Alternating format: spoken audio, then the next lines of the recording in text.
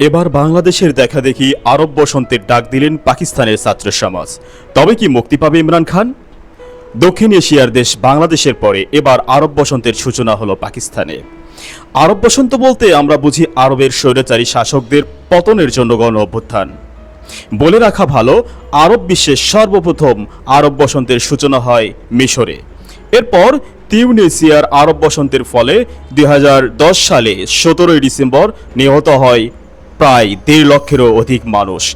2011 এর 14 জানুয়ারি তিউনিসিয়ার স্বৈরশাসক আবেদিন বিন আলীর পতন ঘটে। স্বৈরাচারী শাসক বিন আলীর পতনের পর ক্ষমতায় আসে ইসলামিক দল ইনাহদাহ।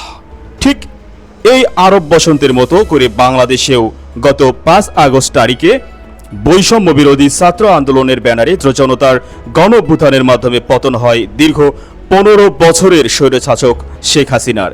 এ সময় হাসিনা স্বেচ্ছা পদত্যাগপত্র জমা দিয়ে ভারতে পাড়ি জমাতে বাধ্য হয়। পাকিস্তান প্রধানমন্ত্রী শেহবাজ শরীফও বর্তমানে শেখ হাসিনার মতো করে দমনপীড়ন আরম্ভ করেছেন। বলে রাখা ভালো, বাংলাদেশের সরকার বৈষম্য বিরোধী আন্দোলন বন্ধ করার জন্য নানা রকম দমনপীড়ন চালায়। এমনকি সোশ্যাল মিডিয়ায় সমস্ত প্ল্যাটফর্ম, ফেসবুক, মেসেঞ্জার ইত্যাদি বন্ধ করে দেয়। সর্বশেষ তথ্য মতে শেহবাজ শরীফ পাকিস্তানের ইন্টারনেট সেবা সম্পূর্ণরূপে বন্ধ করে দিয়েছেন, যে কারণে ছাত্রদের ওপর সরকার নানা রকম অকথ্য নির্যাতন চালাচ্ছে, যার দৃশ্য ধারণ করা গণমাধ্যমের পক্ষে কোনোভাবেই সম্ভব হচ্ছে না। এখানে উল্লেখ্য যে 2018 সালের সাধারণ নির্বাচনে পিটিআই জোট সরকার গঠন করে। 18 আগস্ট ইমরান খান পাকিস্তানের 22তম প্রধানমন্ত্রী হিসেবে শপথ গ্রহণ করেন। 2023 সালের 9 মে ইসলামাবাদ উচ্চ আদালতের আনীত দুর্নীতির দায়ে সাজানো মামলায় ইমরান খান গ্রেপ্তার হন। তখন ছাত্র সমাজ বুঝতে পারে যে এটা কেবল একজন নেতার বন্দিত্ব নয়, বরং একটি জাতির মুক্তির সংগ্রামের প্রশ্ন।